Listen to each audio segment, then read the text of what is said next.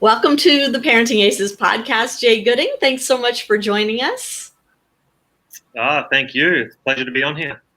Well, you're a little busy. You're in New York. The U.S. Open's starting tomorrow. Can you give us a little sense of what's happening in New York in the bubble? Well, it definitely, this is my 19th consecutive US Open. Wow. So this is by far the most interesting one. But listen, I think firstly, I think the players and the support staff, being the coaches and trainers, have enjoyed it just because there is a lot less people. But the grounds to themselves and players are outside sort of warming up where there'd be thousands of fans, and it's out by the fountains outside Ash. There's like a gym, and there's putt-putt golf, Nice. and there's basketball. So it's really it's a really unique and fun environment. The players are relaxed. So it definitely doesn't have the feel out there today like first round of a Grand Slams tomorrow. So I think that's the positives. Obviously, that's not a sustainable model. I mean, we all want the fans in there, and that makes it exciting, but definitely has a different feel. But the USDA has done an unbelievable job with the grounds themselves, the way they've sort of scattered everyone out and made it accessible to everyone, and then also in the hotel here has been fantastic. They've got recovery rooms here. There's a gym. There's all physio, masseuse, food options, and the security is very tight, very tight. So everyone's sort of staying as safe as they possibly can.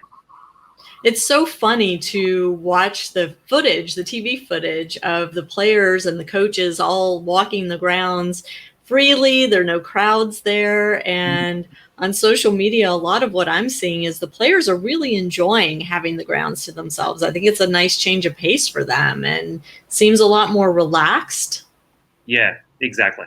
Yeah. I mean, it's some of the players haven't even seen parts of the grounds that they would never venture to right. as athletes with fans, you know, so they're getting to see the grounds and see what an amazing facility it is. Right. So obviously you are not from the States, but are coaching based in Florida these days. Can you give our audience a little bit of history of your life in tennis, how you got started in the sport and how you made your way to Florida? So yeah, I grew up, started, playing tennis around 8 or 9 years old, I would say, and then got straight into competing, playing tournaments straight away. That's the whole reason you practice, right? Right. Is to get them and compete and have fun. And it was so good in Australia growing up. I mean, it's a little shocking to see how junior tennis is here in America. But Australia is the same now. I'm not saying it's just America, but how stressful and anxiety filled the junior competition is here. And I was fortunate just not to have that at all. I mean, it was a completely different landscape. Junior tennis, there was no, we weren't aspiring to be in college or to be pro, or it was just playing for the fun, pure fun of the game.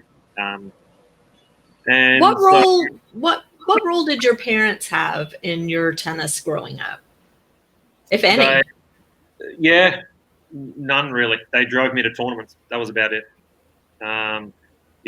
They never watched a practice, dropped me off after school for my lesson, get one lesson a week. Then I'd play tennis the rest of the week just with friends. And then if there was a tournament, my parents would come, and it'd be a social thing with the other parents of the kids that were playing, and it'd be like a fun weekend away, Mm-hmm. And sometimes they'd watch your matches, and sometimes they wouldn't. It's just it was just more of a social aspect of it, So what? No right. Sorry, say that part again.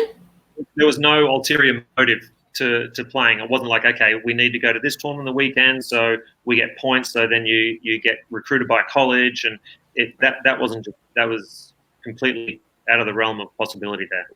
Like It wasn't the whole purpose to compete and have fun. Simple as that. Yeah. So at what point did you make the decision to move halfway around the world to come to the U.S.? Well, I was having success as a junior in Australia. I wasn't the top in Australia, but I was around the top 10 in the country, all through 12 through 18s, and I wanted to go pro. I loved it. I mean, I was passionate about it. My family didn't have too much money to support that with a coach or travel expenses, so they literally gave me a round the world ticket in about March, and I would see them again in November. I would just Wow. go and travel through Europe and play club tennis and play money tournaments and play futures and challenges and just literally go week to week. And I did that for quite a few years, and then ended up in America and met my current wife, and sort of never left. Yeah.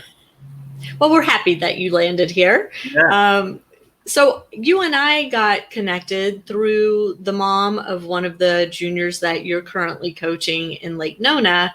You now have an academy in Lake Nona, and you work with juniors, but you also obviously are coaching on the professional side, given your presence at the US Open, since there are no US Open juniors this year. Can you tell us a little bit about your academy in Florida and kind of the philosophy that you've adopted for approaching junior tennis development? So me and my partner Jorge Todero, we both worked together at the USTA in play development for 4 or 5 years. Actually, here in New York at the center. Yeah.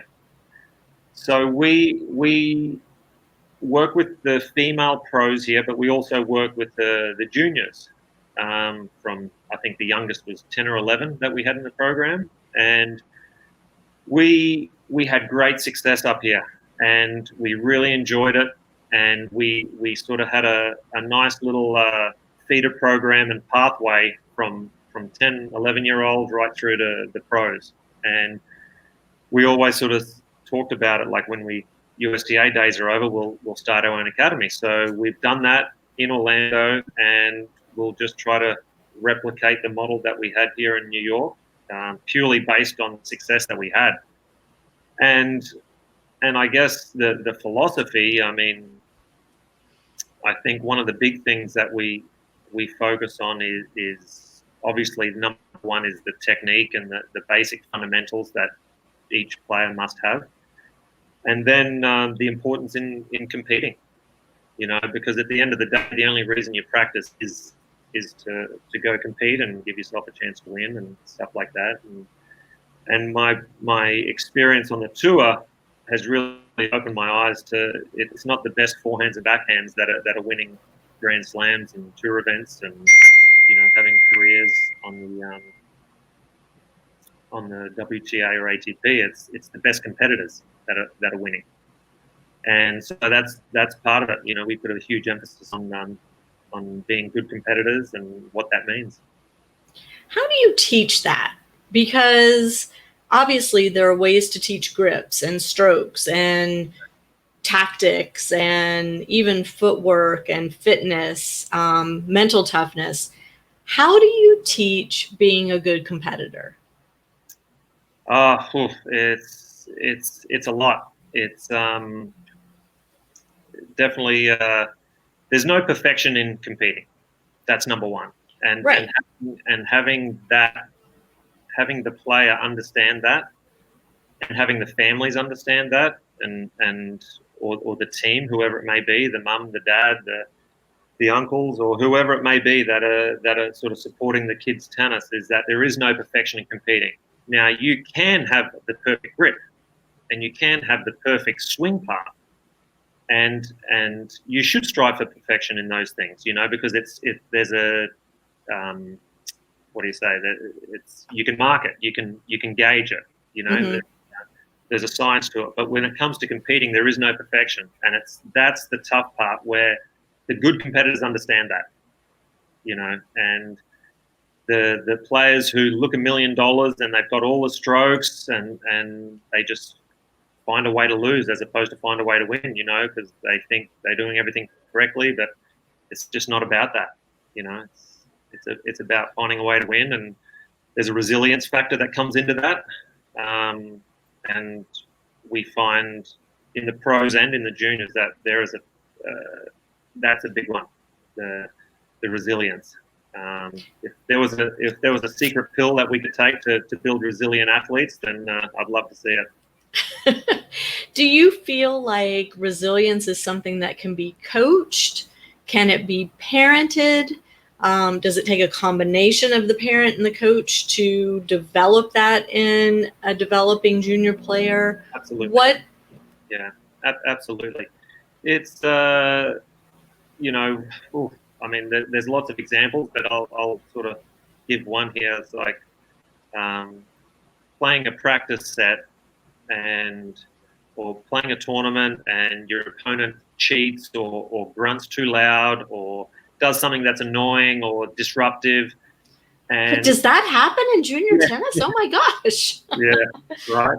And so the other player complains about it, gets a referee, the parents get involved. You can't grunt like that. That ball was in. That's cheating.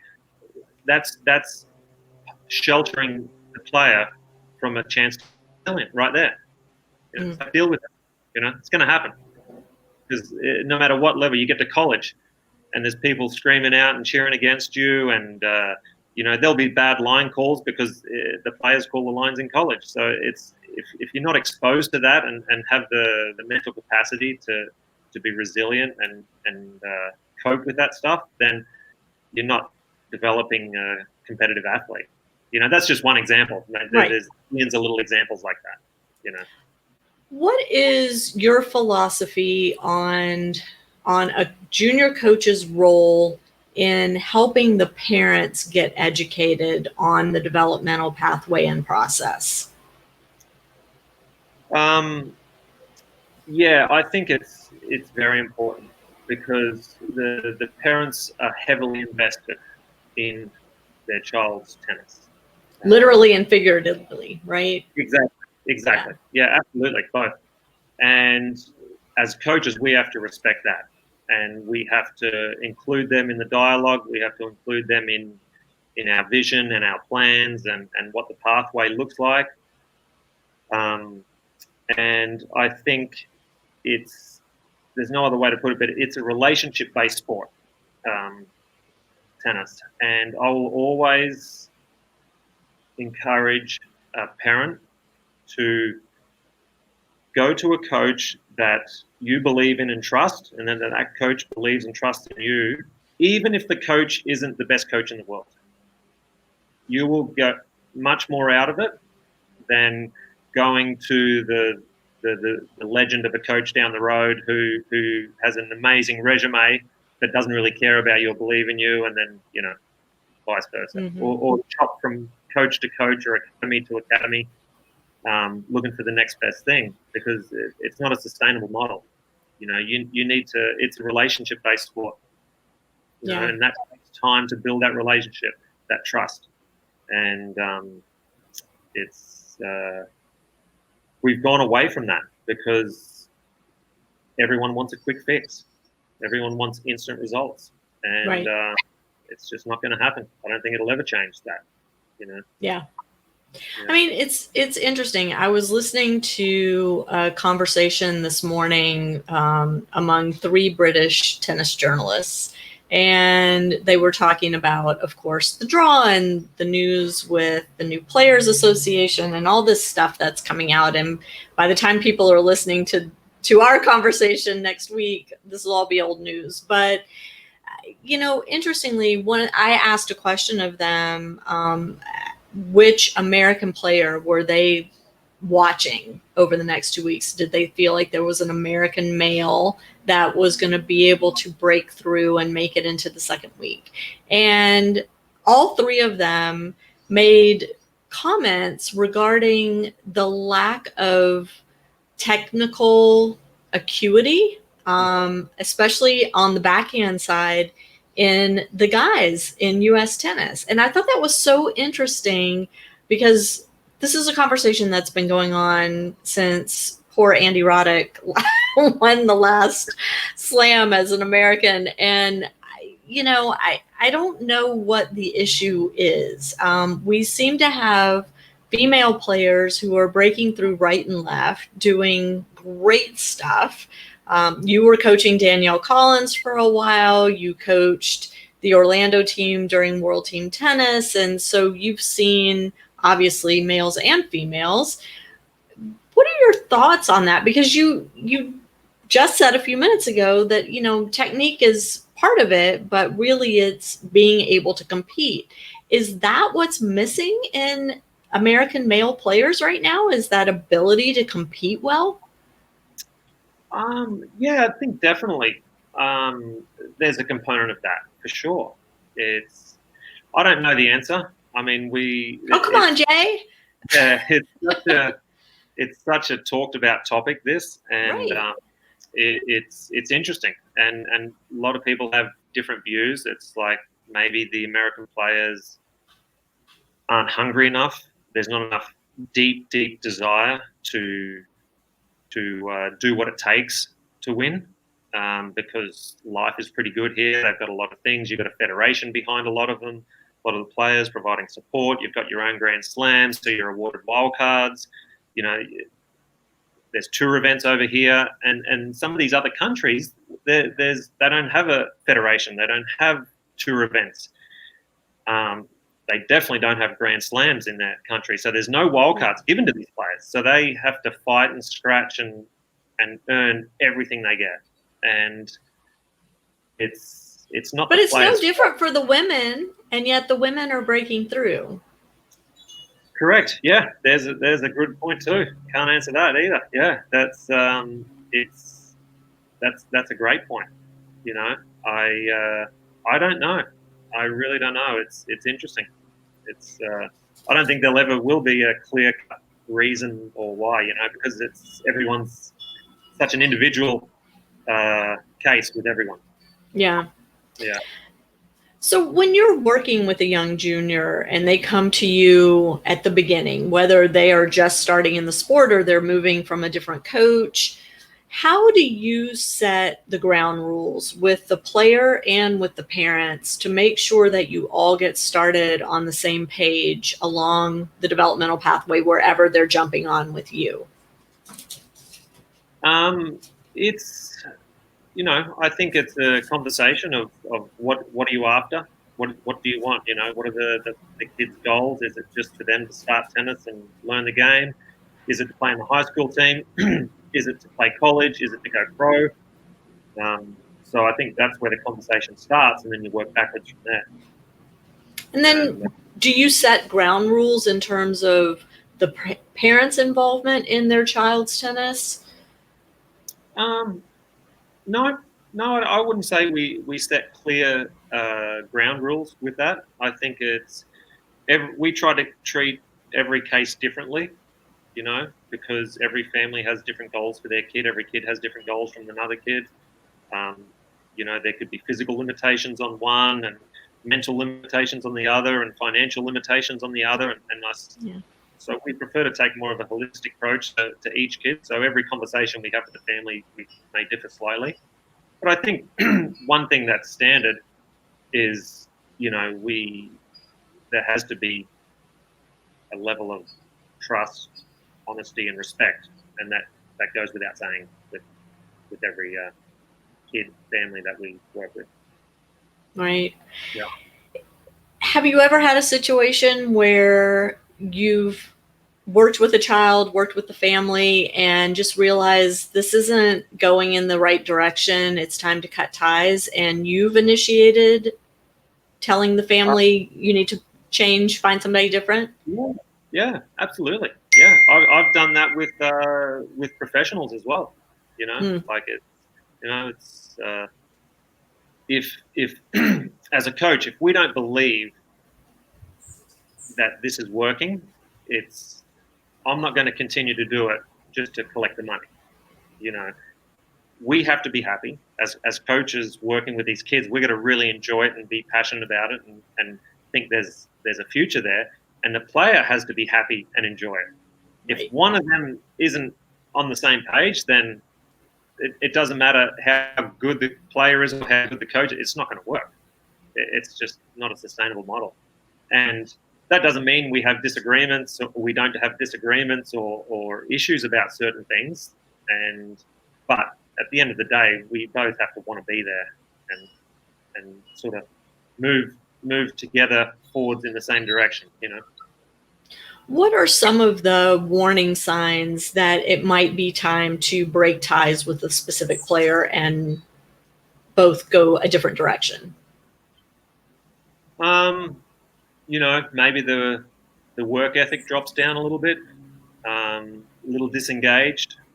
Uh, you know, if we say, okay, you know, maybe take the weekend off or something like that, and then they go play 6 hours, or you know, it could be any number of reasons. It could be just a performance based. You know, the kid's just not improving anymore.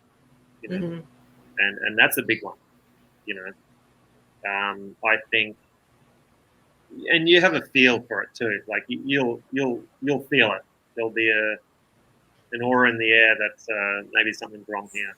That, Well, and so from the parent side, it's very difficult, especially if your child has a relationship with the coach and, feels that connection with the coach, but maybe things aren't progressing like you're saying. They're not excited about going to play, or they're not following the coach's advice, or they're just not progressing.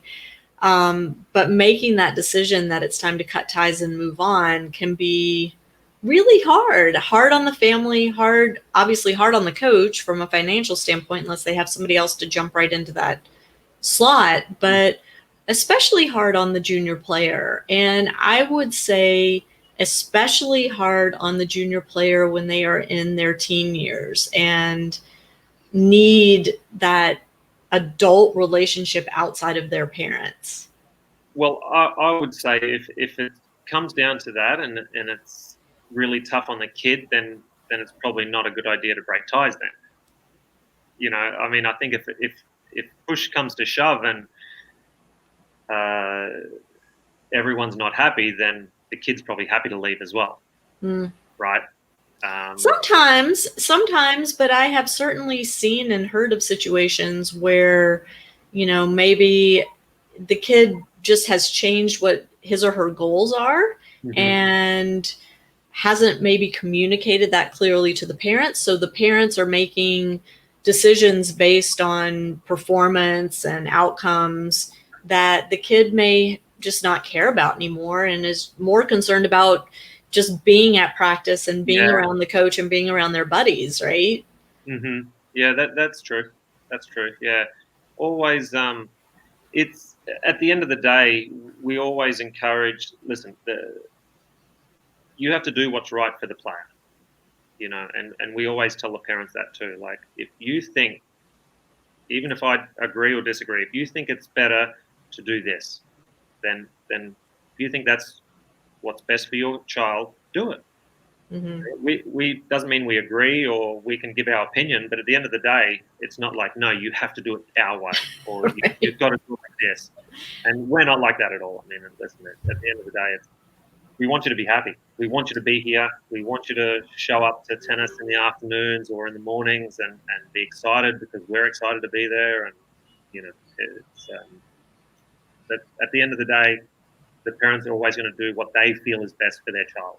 And we have to understand that and accept that. Right.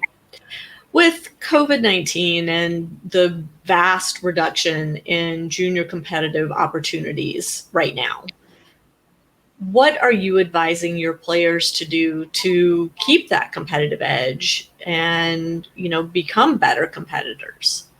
Yeah, it's not easy. That's been tough.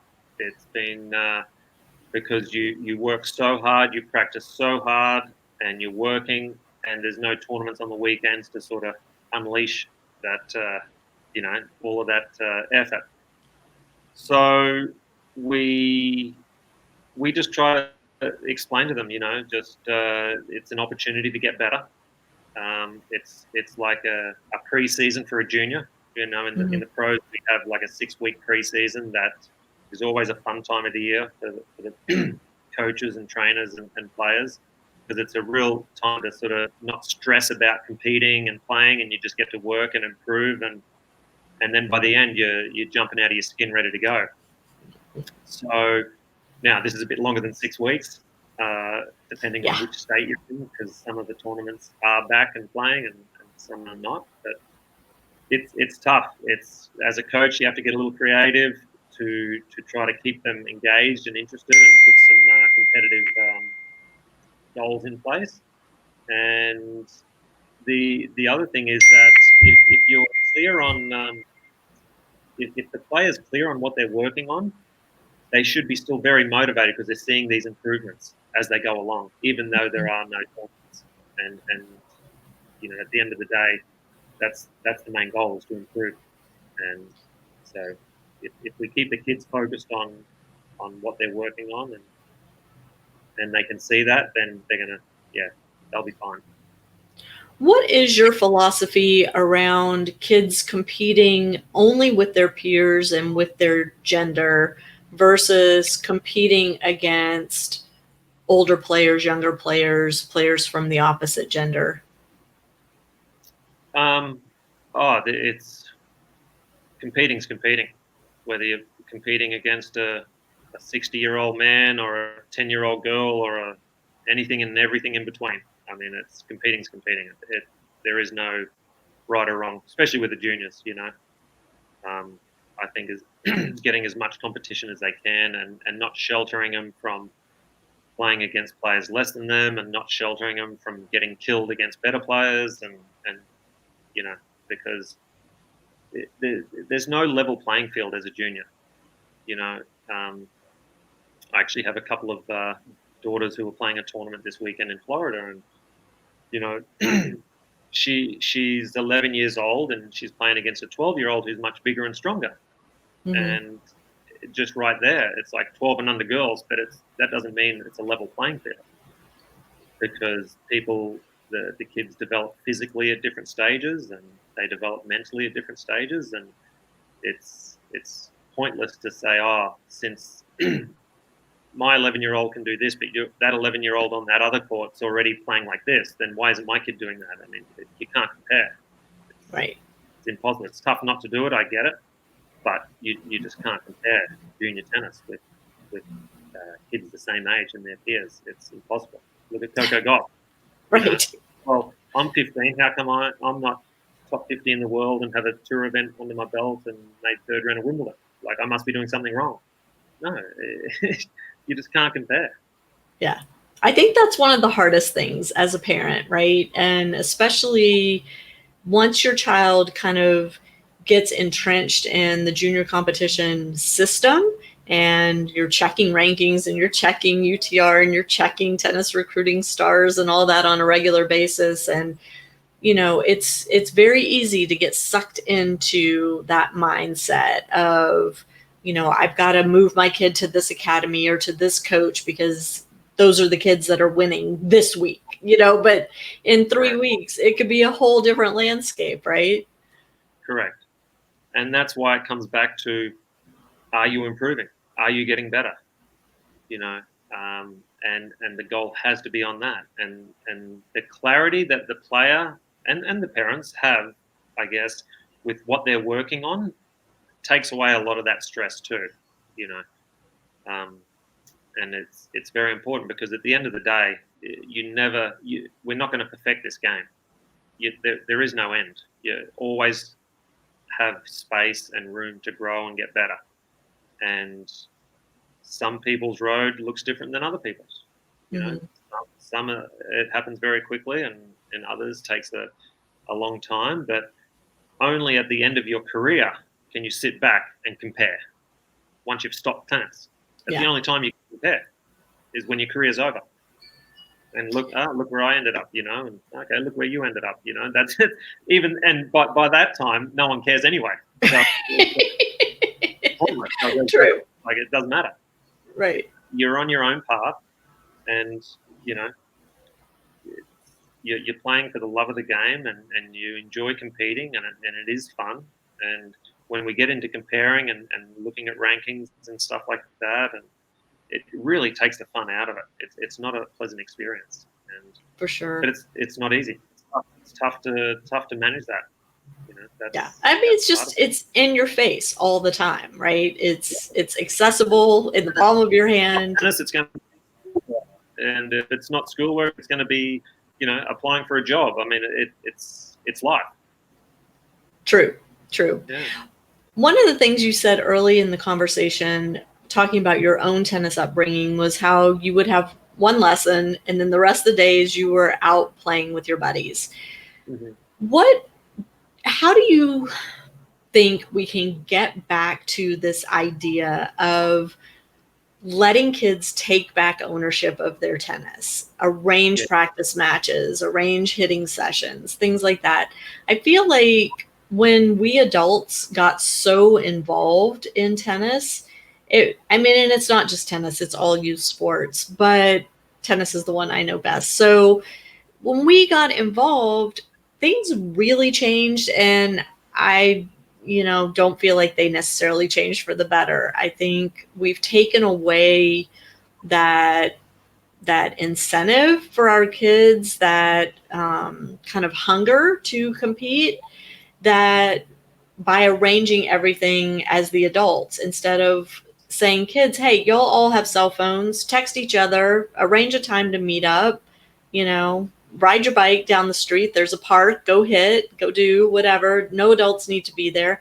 And I get, you can't do that with a 10-year-old because the way the world is today, we just can't do that. But certainly with teenagers, they can be responsible enough to do some of that in most places in the world, not everywhere. I get that, but yeah, it's I call it overcoaching. So the kids are overcoached. They can't swing one racket or hit one ball without the coach having a comment about it. No, do it like this. No, you missed because you did that. No, or the parents, right? Or the parents, exactly. And now the kid shuts off their brain, and all it's going to be is feedback. So there's no problem solving, there's no resilience, which is what we spoke about earlier. There's no figuring, I've hit the back fence 4 times in a row. Okay, what I got to do something about that. And when parents, and I've been guilty of this too as a coach, and I've definitely evolved, and I like to think improved as a coach over the years. But when I started, I felt the pressure from the parents, because if I didn't correct little Johnny, who hit his backhand into the net, if I didn't verbally say something, it'd be like, oh, well, the parents, what are they spending their money on? They need to be coached. But the part of coaching sometimes is just shutting your mouth and letting them figure it out and having that freedom. So we'll work in the mornings at our academy, and we'll work and we'll be vocal and stuff. And in the afternoon, it's match play. And the coaches will just roam around the courts while the kids are playing. And it's not one coach on every court, and there's not too much talking going on. But that's where they've got room to take ownership and sort of problem solve on their own, and we give them a bit of space to do that. But also there is that element oh, well, the parents, what are they spending their money on? Coaches aren't doing anything. It's no, there's a purpose to why we're not saying anything sometimes, Right. And the same. But I think it's important for parents to hear that, right? They need to understand why you're not speaking, that there is a purpose to your quietness.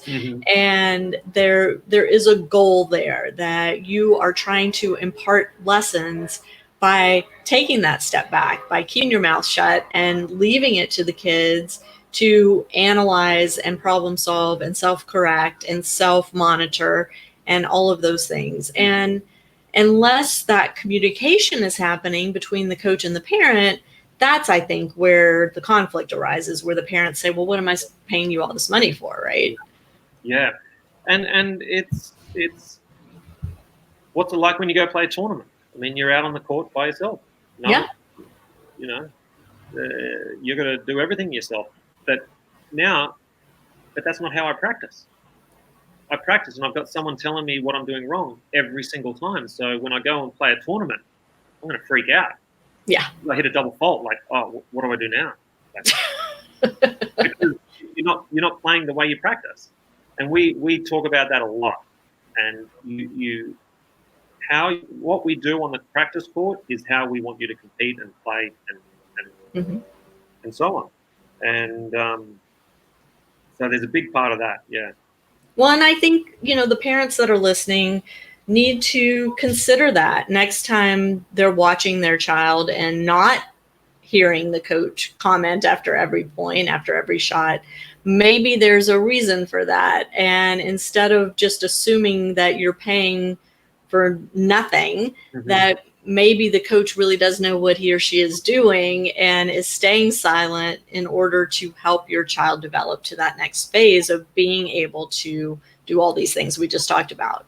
And giving the coach the benefit of the doubt. And that gets back to what you were saying before too, Jay, about having that trust, right? That the coach needs to trust the player and the parents need to trust the coach to do the things necessary to help the child reach whatever goals the child has set. Correct. Yeah. And that goes with match play situations. Like if I've got a good junior and I'm just trying to this good young player and I'm trying to develop their slice and their second serve kick, for example. And you know what? I'm going to put them with this kid who's not too good for match play this afternoon, and just to give them the space and without pressure, so they can use that slice and use that kick without getting annihilated.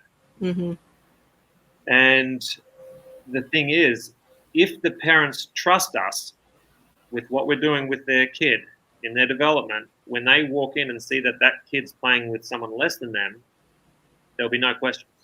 Right. Rarely does that happen. And I get it. That's fine. But it's, well, why is my kid playing with someone less than them? Well, it's actually for their benefit. We're trying to develop them as a tennis player. I don't care whether they win or lose a practice set. And playing with someone better than you doesn't make you a better tennis player. Right. Otherwise, there'd be no such thing as a tennis coach. It'd be just play with someone better than you and you're top 10. Yeah. And so, it's all about that development and the trust and trust in the process and trust in the coach, and we trust in the player, and we trust in the family. And then, then you can do amazing things. It's so cool. Like, that's the fun part, just seeing how good you can get. Yeah. What are some of the things that are crossovers between coaching juniors and coaching pros? And then what are some of the aspects of your job that really you have to take off one hat and put on the other because it's so different? Well, one of the crossovers is that in terms of what the pros do and the drills that they do, it's no different than what like a top junior is working. It's just there's no secret drill that the pros do that the rest of the world's not doing. Like that. No, they hit cross courts. They hit backhands cross courts. They hit down the middle, but they just do it with a level of engagement and focus and intensity that the juniors don't. I think with juniors, there's so much left to develop, whether it be forehands, backhands, serves, transition, fitness, movement. It's endless how much work they have, where with the pros, they're a little more organized and established with all of that stuff. And then it's, okay, now how do you win? And the mental aspect of it, and the self-confidence and the belief. That becomes more important in the pros than it's important in juniors too, for sure. But it's tough to have self-belief and this confidence when you're still learning, how to hit a one-handed slice backhand. Right. There's so much that is left to develop, which breeds confidence and self-belief once you achieve all these little goals, and then it comes down to competing and finding a way to win, and that's where the mentality comes into it as well. So I mentioned that you just came off coaching World Team Tennis. Now you're working with Tennis Australia at the US Open for 2 weeks. World Team Tennis was 3 weeks in a bubble. Now you're 2 weeks in a bubble. Can you talk about the difference between coaching a team event versus coaching individual players in an event? Yeah, it's completely different. night and day. The World Team Tennis is made up of 6 players, 3 men, 3 females, and it's I'm some of these players I met for the first time. Hmm. So I have no past experience or relationship with them, so it's a matter of just managing the team as opposed to you got to do this on your forehand or this on your serve, and it's more just managing the team, getting everyone competing, keeping good energy, good atmosphere, and we talk about game plans and stuff for the specific players and opponents beforehand, but it's a very quick format. It's 5 games, and Yeah. it's not as if you're settling into a match. It's just hey, be focused, compete every point. It's A lot of cheerleading, maybe. A lot of cheerleading when you're coaching a team. A lot of that, yeah, probably 80% of that, yeah. Yeah. Definitely. And then moving now to a Grand Slam where you're coaching individual players, what does that look like? What day of the match, what are you doing with your player? So today, for example, I was looking after 2 female players that are in the draw, and they both play tomorrow. So we just had 1 practice each. Just stress that there's nothing between today and tomorrow that you do on the practice court. It's going to make a difference what happens tomorrow. You can't win the match the day before the tournament, but you can lose, right? By if you get in a negative headspace and you stress out and you worry. And I just explained to them, listen, the day or 2 before your first round match, especially for Grand Slam, it's normal to have these anxious thoughts and this desire to feel good. Like I need to feel good. I can't miss a ball. I need everything to be perfect because I've got a match tomorrow, And so I just explained to them, listen, it's natural to have those feelings, but just make sure your self-talk is logical and positive, and just be focused on having good energy in your feet. Be focused. The courts are pretty quick here, so just every time you start the point, you're on. Be very locked in on the first ball, and then just get a good set in, and then that's it. Relax, get ready for tomorrow. And after our chat here, I'm going to go downstairs and meet the girls and go over their opponent's game plan and just talk about the match.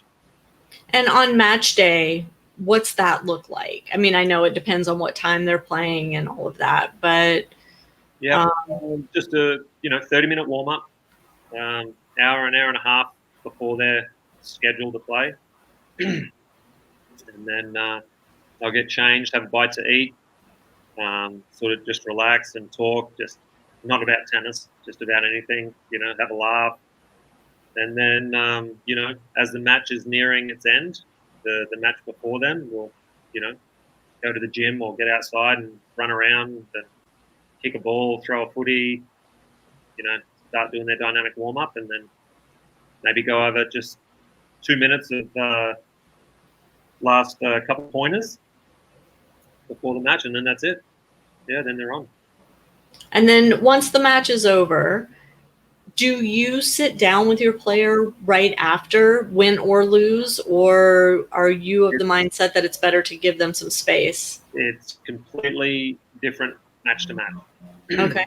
If there's something that I feel they need to hear straight away, I will take them straight after the match. If it's something that can wait and they'll be a little more in a headspace to listen and take it all in, I'll give them the day. Maybe it's an hour, maybe it's the next morning at breakfast. So it's just a timing. It's just you got to read the situation, and it's different day to day. Right. You go straight back out on the practice court. We'll go straight to the indoors and do a basket of serves or work on something specific. Other times you just leave them alone. Yeah. Let them go to the locker room and give them some space. Right. And this Grand Slam is going to be different than anything we've seen before for a lot of reasons. But one other way it's different is as I mentioned earlier, the media is not there, or very limited media is there. So typically at the US Open, which is the only major I've covered, once the match is over, the players have a very small window of time to get themselves into the interview rooms, and the media is there and does their thing.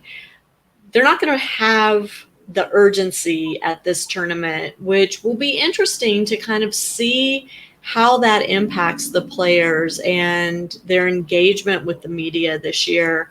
I'm really looking forward to hearing from some of my media cohorts that are actually there. I'm not credentialed this year since there's no junior event, but I think it will be interesting. And I don't know if you have a sense yet of what the players are saying about that, how they feel about some of that pressure being taken off of them.